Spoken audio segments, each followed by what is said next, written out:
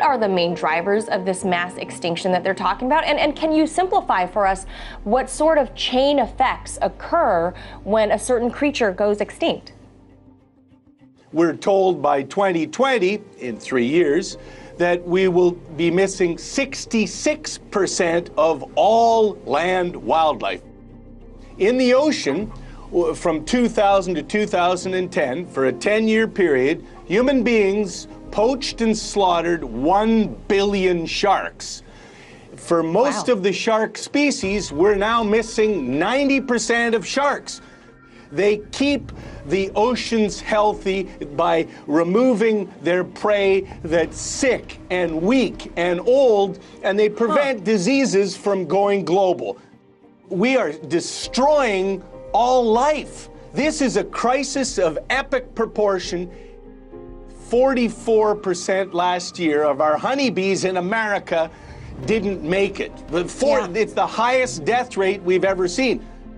And the culprit is where their habitat is being destroyed, the chemicals on the land are killing them. If the bees die, we die because we can't have any food to eat.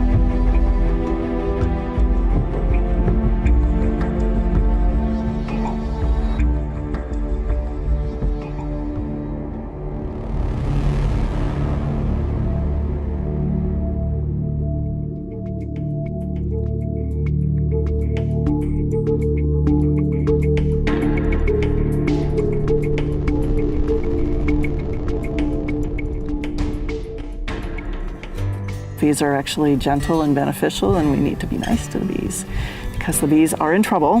There are a lot of people have heard in the news about colony collapse disorder, CCD, and this showed up in the mid-2000s where commercial beekeepers, several of them in the same year, discovered that their hives were perfectly healthy one day, and they came back for the next inspection a week later, and there weren't dead bees, there were no bees.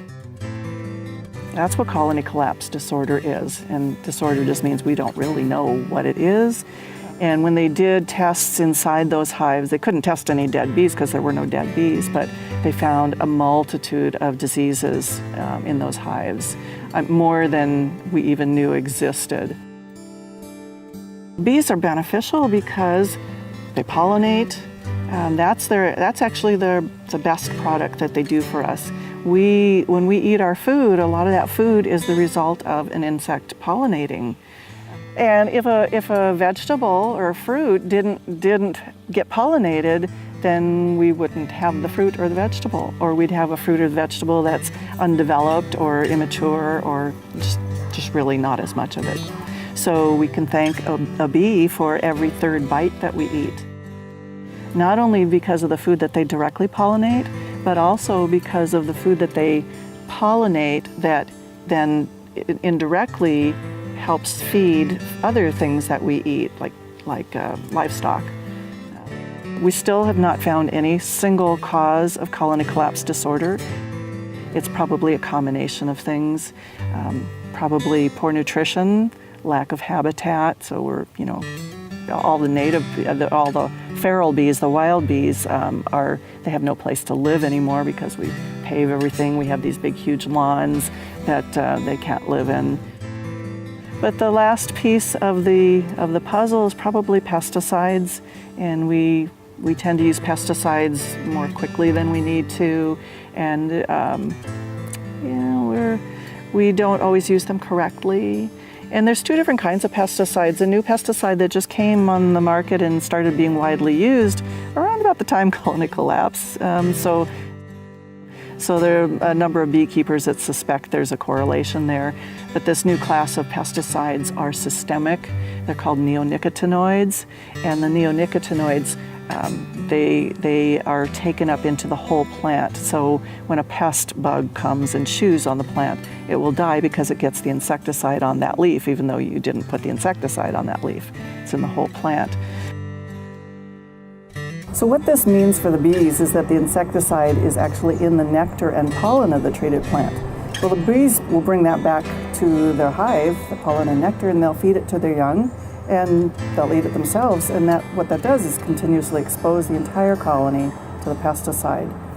And this is true not only for honeybees, but also for all the native bees.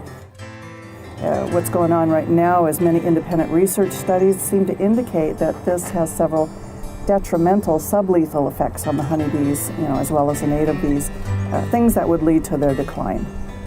If we want to help the bees, so a couple of things: provide habitat, provide food for them. Now the bees need to eat from spring all the way through fall. And if we have just one kind of flower, well, if we have no flowers in our yard, okay, there's nothing for them to eat. And give them a variety of plants, because the bees only get food from the plant when it's blooming. And last resort is chemicals and pesticides. There's a lot of manual things we can do that are less invasive, less destructive to the environment.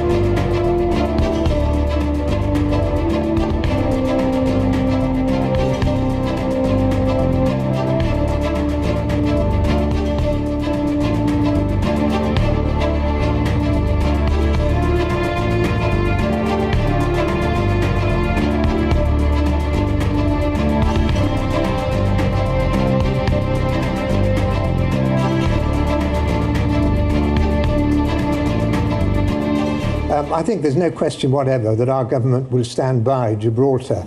35 years ago this week, another woman Prime Minister sent a task force halfway across the world to defend the freedom of another small group of British people against another Spanish-speaking country. And I'm absolutely certain that our current Prime Minister will show the same resolve in standing by the people of Gibraltar.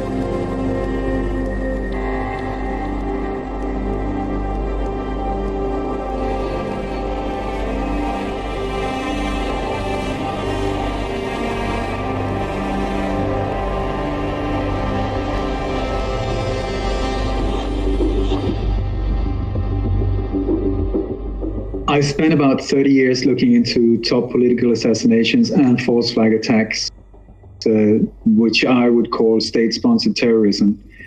A false flag is where it is the people that are there to defend us that is actually the ones doing these crimes to us, creating an outer enemy to scare us so that we will go into emotional, oh my God, I need to be saved, I need protection, and then accept their solution, which every single time is the same. More and more military police, more and more surveillance, more and more you having to give up your freedom, your liberties, all of that. And over the years, what I've come to see, in my humble opinion, is that we are looking at coordinated attacks in multiple countries, most of them, if not all, NATO countries or countries that have some kind of security agreement, like Canada, Australia, the US, with NATO, and so on. What keeps appearing in these operations that I keep bumping into is the CIA, Mossad, MI6 sometimes, and then whatever agency in that country, intelligence agency that is there. Very often, these agencies are totally connected at the top.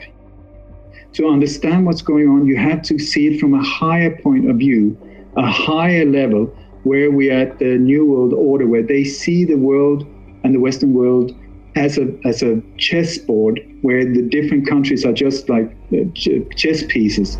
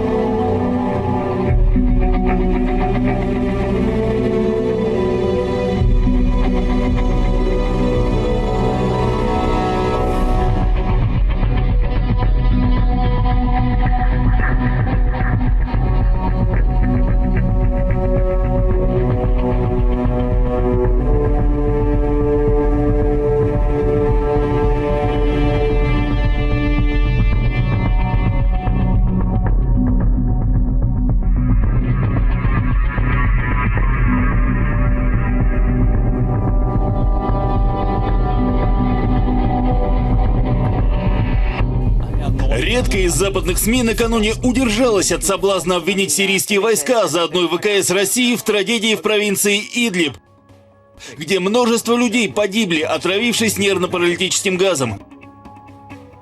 Характерная деталь – первыми на месте оказались печально известные белые каски, которые позировать перед камерами умеют куда лучше, чем спасать людей. Видимо, именно поговорив с ними, агентство Reuters поспешило обвинить в чудовищном зверстве Москву. Позже выяснилось, во-первых, российская авиация там в этот день не применялась, а во-вторых, боевое отравляющее вещество произвели сами боевики. Боевики, кстати, никогда не скрывали того факта, что они обладают навыками, техникой и достаточным количеством сырья для производства химического оружия.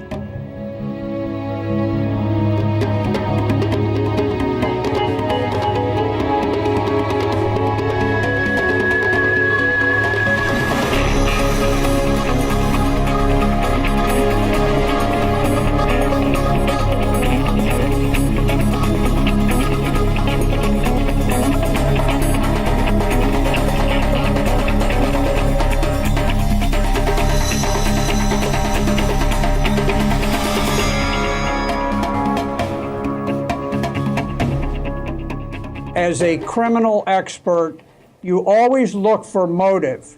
Why, in the midst of all of these battles, would Assad choose to attack civilians rather than military people? It's simply irrational. I defy anyone in the media to give me one good, sound reason why Syria would do this.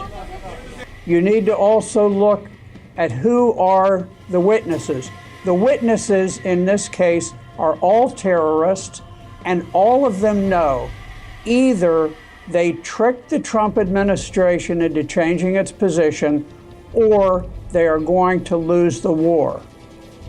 They are masters at staging deceptive operations. They've done it before, and they will do it whenever it will benefit their cause.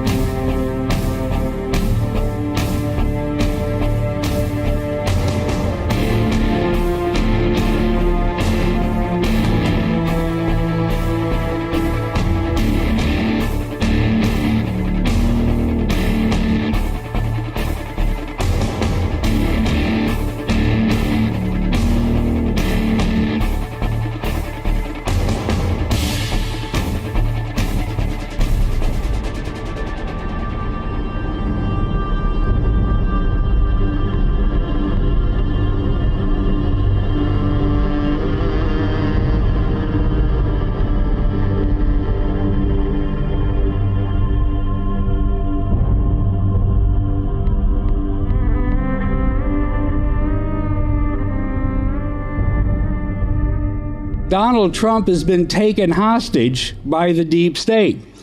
And before we knew it, he's ending up being the tool of the deep state. How did this happen? How in 77 days is he doing something as stupid, as immoral, as short-sighted, as impulsive, as starting a major conflict with the Assad government and getting exactly into harm's way with Russia and all of its allies? What is he trying to accomplish? And the only thing that I can think of is that, and they've said it, Assad had to be punished. You know, the question comes to your mind, who appointed Donald Trump to be the global spanker-in-chief for any dictator or leader of a country that misbehaves? If there were some kind of existential threat, some horrible, immense, powerful, terminal threat to our existence, maybe that would be a justification for what we have. Instead of an existential threat, we have less of a threat than we've had since 1917, when Wilson foolishly put us into the First World War. And let's just tick off what is out there. The first one, obviously, is Russia. So how do they threaten the security or the safety of anybody in America unless you think Putin is foolish enough to risk nuclear retaliation by attacking us first? There's nothing that the Russians are going to do that remotely threatens us. China is the same thing, but they aren't a threat to us, and frankly, they're not a threat to any of their neighbors either, because they depend on a huge supply of raw materials coming up through the South China Sea into their ports. And frankly, we don't have to get that excited about the terrorism threat either. And if we wanted to do something about it, that's the third item, we ought to stop bombing and droning and occupying, because it's the blowback from that that's created what does exist today as a terrorist threat. So it leads to the system to keep itself alive leads to what I call endless false narratives, because if there isn't an enemy, if there isn't an imminent threat, then over time it becomes hard to justify all of this money that is being wasted in this massive system. I turned on cable news Thursday night, and you couldn't find anything from MSNBC to CNN to Fox that said anything different. They were all saying the same thing. They were in war heat. They're all paid by the same paymaster, which I call the warfare state, because there is a totally different view on what's going on in the world if you get your lens right, and if you're not part of this overwhelming groupthink consensus that is literally suffocating the machinery of government, the machinery of the mainstream media. Maybe there's a silver lining in this latest capture of Trump by the deep state, this utterly stupid attack on Syria, and that is maybe it will help revive a coalition, anti-war coalition in the Congress. So at least there's some glimmerings of hope, but frankly, the warfare state is suffocating Washington. The war machine is bankrupting and draining the fiscal and economic resources of America, and the hour is getting late.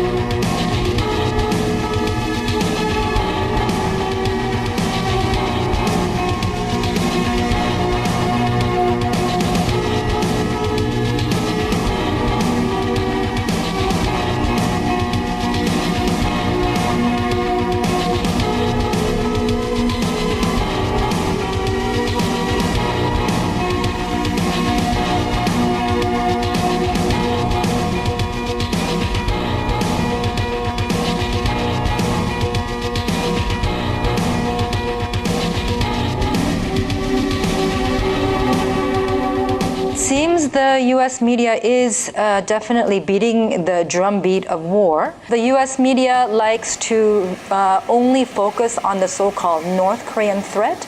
But a lot of what the Western media talks about in terms of North Korea is really based on distorted facts. I believe what is happening right now is that the U.S. is flexing its muscle in order to intimidate North Korea. We have been here before in the past. But by deploying aircraft carriers and strategic bombers to the region, what the United States is doing is it is creating a situation of tension where even the slightest misstep can create a confrontation that can quickly escalate into to full-scale war.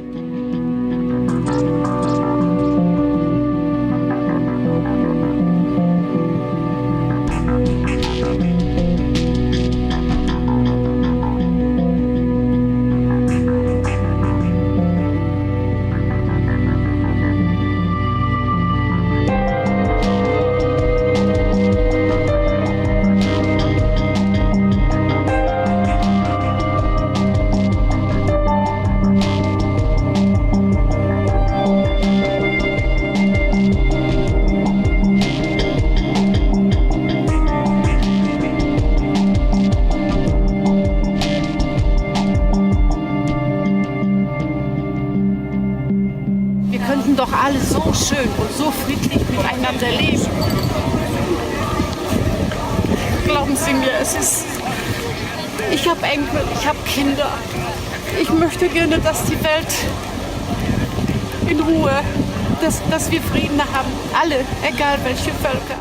Aber schade ist nur, dass so wenige Menschen sich darum kümmern. Es wird alles im Fernsehen geguckt. Nur das, was wichtig ist, das wird nicht gesehen. Und das auch, das, was wichtig ist, wird immer um diese Zeit im Fernsehen ausgestrahlt, wo die Menschen schlafen. Das arbeitende Volk noch, sage ich mal. Und das macht mich sehr, sehr traurig. Ich kann Ihnen gar nicht sagen, wie schlimm es ist.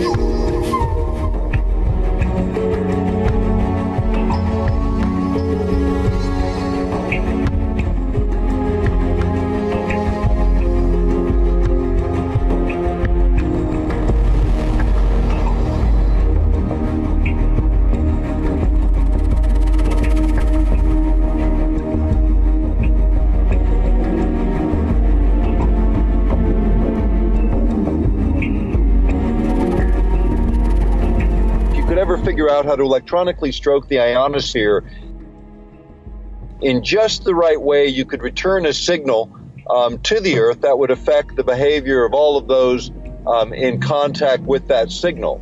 And so when you think about HAARP as a device that could actually do this, that's where it actually caught my attention. It utilizes essentially what is called a frequency following response, or an FFR. And what this is where the brain of human beings will lock on to an external signal and begin to mirror, begin to follow it. And what that does is alter brain chemistry in kind of the sort of grossest way. It can just adjust or alter an emotional state, as an example, from, say, lethargic and passive to highly active and agitated, almost like flipping on and off a light switch. The ability to do this in a directed way on a large scale with HAARP is one thing. The other is to utilize any electromagnetic carrier, which includes television, radio, the internet, the power grid. Any of these things can be modulated in such a way as, again, to couple or connect to the human body and then drive physiological responses to those external signals. Just think about it as if you're a radio receiver. So if you know enough to sort of tune the human radio, if you will, by analogy, you can affect any physiological process. And this isn't theoretical anymore. This is science fact. This is the direction in which our military is going for two purposes. One is, they say, for communication with our own troops, and two is for disabling or degrading adversarial troops by being able to override essentially the operator, the human being themselves. If you can affect the operator in such a way, you can literally shut down warfare. But not just in warfare. The idea of utilizing these technologies in the civilian sector, this is where I have deep concerns, because the constraint of government is not such that they will constrain themselves in this regard. The temptation to use these technologies historically has been too great, and the abuses have been recorded in the record going back now over 50 years. There's over 500,000 Americans, just Americans alone, had been victims of human experiments ranging from the things we're talking about today to a number of other technologies that were tested.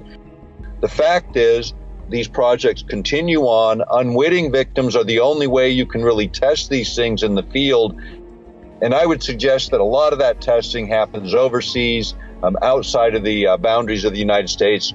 This is what will drive us in the wrong direction. Utilizing these techniques in combination with big data will change the way in which the world functions, and it will not be in favor of the average human being.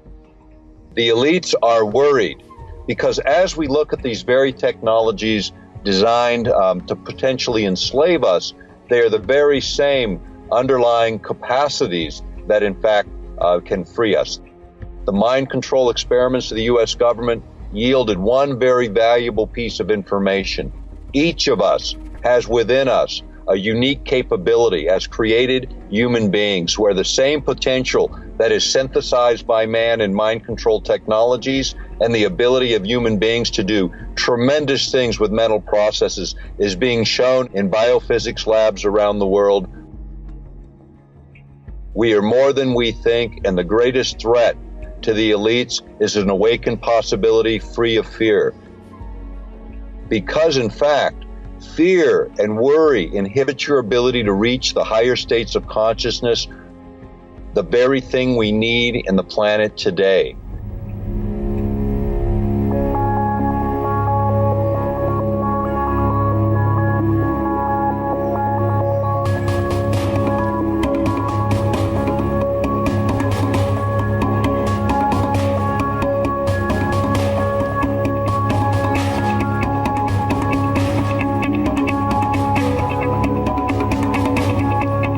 Que se está trabajando en esa línea, que se está trabajando en cómo controlar el cerebro. En noviembre del año pasado, sin ir más lejos, la Food and Drug Administration, el Departamento de Estados Unidos que regula precisamente todos estos aspectos sanitarios, autorizó por primera vez la producción a una sociedad americana de un chip cerebral que grababa y estimulaba el cerebro. Grabar el cerebro significa que te están grabando todas tus emociones, que saben no solamente eso, que pueden llegar a permitir prever cómo puedes actuar en el futuro.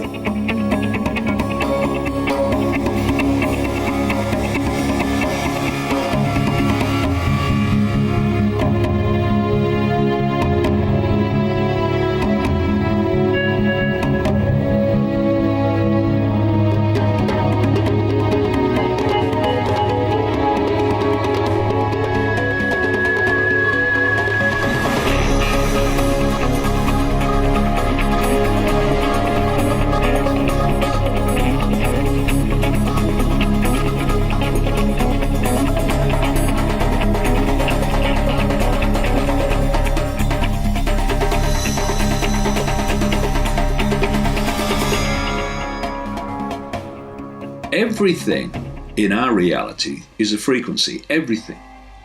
Thoughts are frequencies.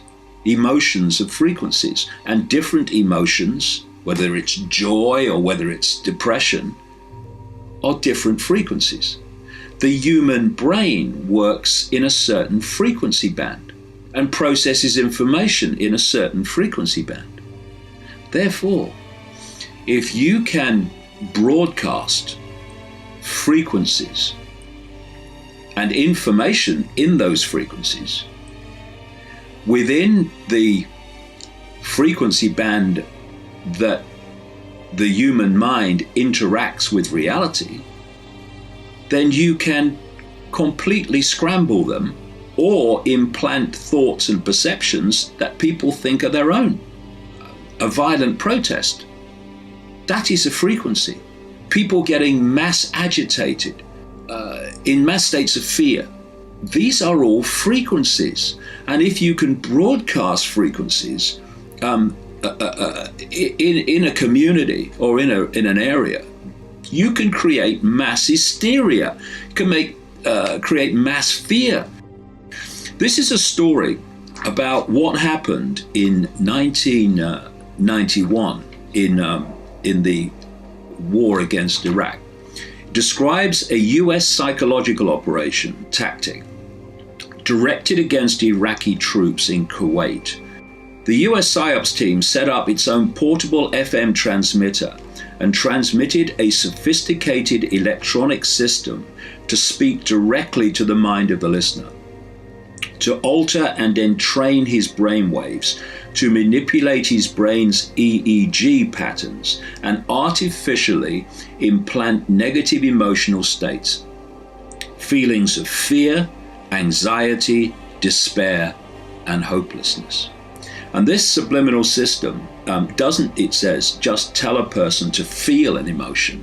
It makes them feel it. It implants that emotion in their minds, because they're broadcasting the frequency of that emotion, which gets the body to manifest that emotion. They broadcast this stuff to Iraqi troops, And what happened? There was a mass surrender of Iraqi troops. You can use these same techniques to program someone to carry out a terrorist attack. Over and over and over again, you see people involved, particularly in America, in mass shootings, which of course traumatize the population, among many other things, who are clearly under forms of mind control and were triggered to do it when you look at the background evidence. Are we so naive as to believe that's not being used on the general population to bring about reactions, responses, and behavior from the target population? Of course they are. And when you look, therefore, at this now gathering and fantastic already grid of transmitter towers, of Wi-Fi, of smart meters, these are frequencies being broadcast into the environment. People largely don't realize the scale of mind control to which the global human population is constantly subjected. We are at the crossroads here. We take our minds back, or someone else completely takes them over.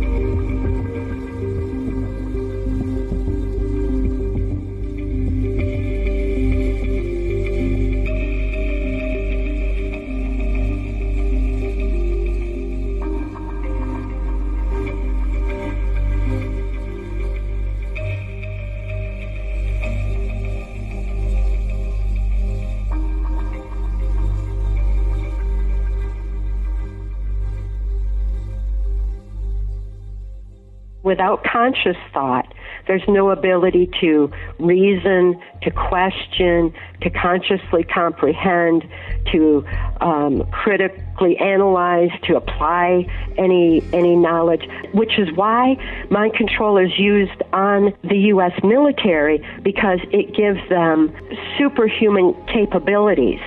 It also allows for superhuman traits like 44 times visual acuity, because when there's no conscious thought, it's as though the subconscious mind will develop heightened senses in other directions to make up for it. It's the same way a blind person has acute hearing. You know, the brain will make up for it. So with 44 times visual acuity, the soldiers would be able to just point and shoot with pinpoint accuracy. Not only that, but they didn't have that moment of critical analysis, that conscious thought, that moment of compassion, that moment that says that human knowing that we shouldn't be just killing other people. Right. I mean, that's not, it's against human nature to do that. So the conscious mind is bypassed, programming is put in place, visual acuity is heightened, physical endurance is heightened. And then when our military comes home, they don't have that ability to consciously reason through what just happened to them because it's compartmentalized knowledge. When Kennedy was assassinated, most people know where they were and what they were doing at that time. And for those who are younger, they know where they were and what they were doing when 9/11 happened. And because that's a trauma, and that traumatized the whole nation. When that trauma occurs, that is a basis for mind control, because it's how our brains respond to trauma. When trauma occurs, it's as though our conscious mind takes flight, or it goes on hold, and the subconscious mind is wide open to be easily led. And that subconscious manipulation is done through using NLP, neuro-linguistic programming. It's the language of the subconscious mind. It's used by all politicians. It's used by advertisers. It's used in global education. It's just a natural part of things. When we understand how our brains respond to trauma, when we understand what NLP is and how it works, then we can easily, peacefully reclaim control over our own minds and lives again.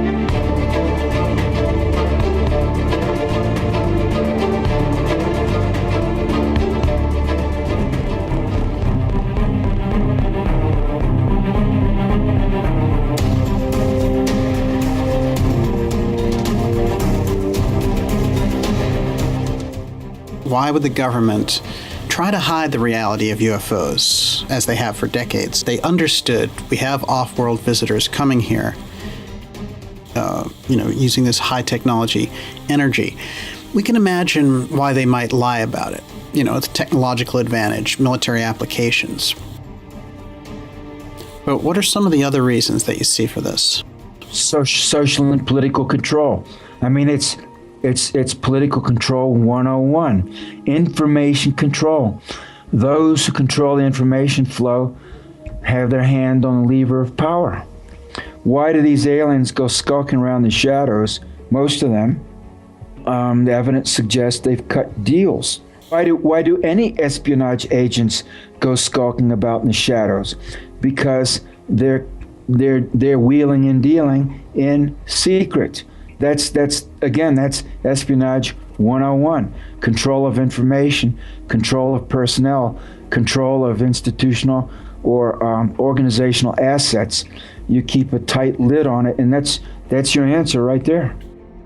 When you're dealing with other species coming from other planets, or even from another space-time continuum altogether, maybe from another dimension, or another realm where the laws of physics has developed, and then you encounter that species in their technology and their culture and their mode of thought, their way of reasoning, their way of communicating. It could literally be mind-bending, could be very difficult to integrate psychologically and mentally. I think that they do have operational so-called UFO technology, but it's being used, they being the military agencies. And I believe they've made a lot of progress in the last half century, and they've kept the vast majority of it classified. When you start working with these technologies that bend time, if you will, and or bend space, if you will, the reality veils start to part. The veils of reality between dimensions, the veils of reality between different modes of perception, the veils of reality may be between literally other physical universes. And I think what happens is that you mentally and also optically, physically, begin to perceive quite a lot of things that the ordinary person doesn't in the course of their everyday life. There are thousands and thousands, unknown thousands of cases of so-called aliens or extraterrestrials, very much, so to speak, manifesting themselves to ordinary people. You see, they're different groups. And the ones who've cut deals with the major governments, for example, and military and espionage agencies, do have a hierarchical command or organizational structure. But the evidence suggests there are other groups for whom that means nothing. And so they, therefore, to them to talk to the president is meaningless. For them, they would say, who is this guy? He's corrupt, he's incompetent, he's dishonest, he's not very intelligent, so why would I waste my time? And the answer they would immediately have is, I wouldn't waste my time. So I'll look for someone who is honest, intellectually curious, who's competent, and then that might turn out to be a 15-year-old girl in China. They would appear to her, and she might be out working in a rice field, right? But for them, she might be 1,000 times more interesting to them than a pathological liar such as Barack Obama. They might regard him as a criminally insane doofus. When aliens come, and I'm not talking about the malevolent ones with a militaristic conquest and exploitation mentality, but the other ones with a higher level of spiritual realization, when they come, the people who will interest them will be people who are advanced as human beings. They wouldn't have the slightest interest in talking to a Henry Kissinger or a George Soros or a Bill Gates or a Angela Merkel. There are ET beings and races who are very technically clever, but also have an advanced consciousness, very advanced consciousness, almost godlike in some respects. There are other ETs that are very technically clever, but they have a very low level of consciousness. And both of them, the evidence suggests that both types are here on Earth. I know it's essential to explore and advance consciousness. That is the purpose of a human being, to be conscious, to explore consciousness.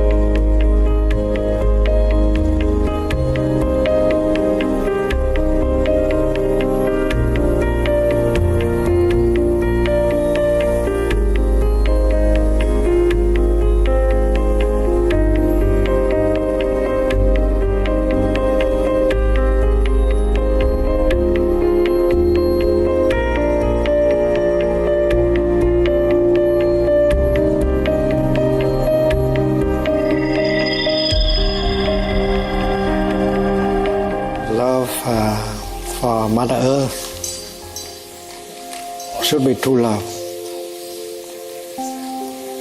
And if it is true love, it can bring a lot of happiness to you and to Mother Earth.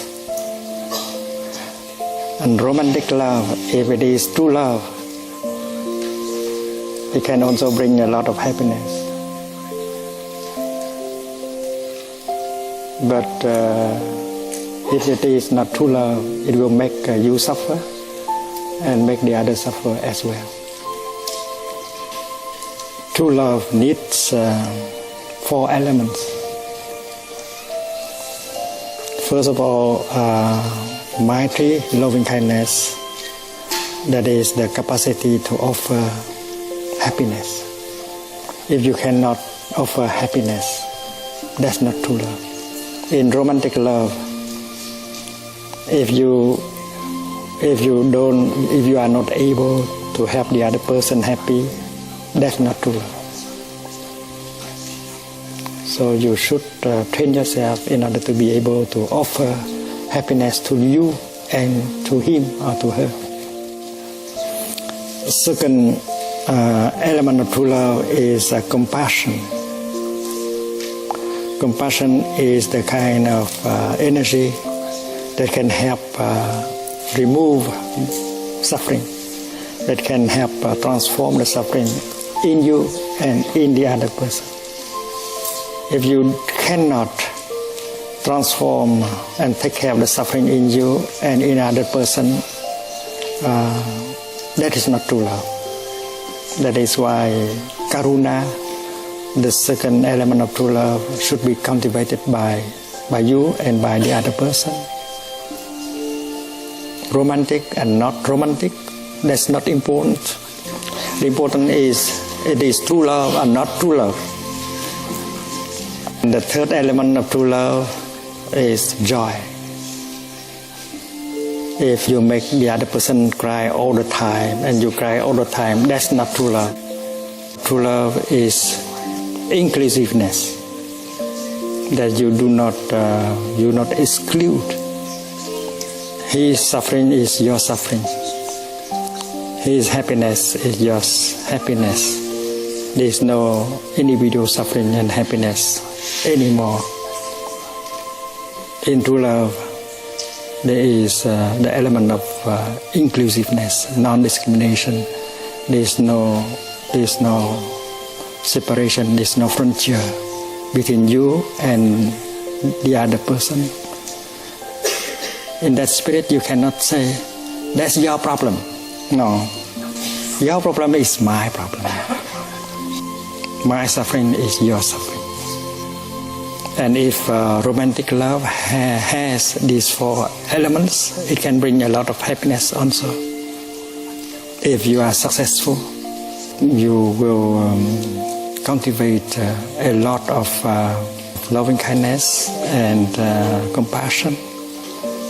And very soon, your love will be all-embracing. The other person is no longer the only object of your love, because your love continues to grow and your love will embrace all of us, and happiness becomes limitless. If it is true love, and then it will continue to grow and include more and more and more, not only humans but also animals, vegetables and minerals. And that is great love, Maha Karuna, Maha Maitri.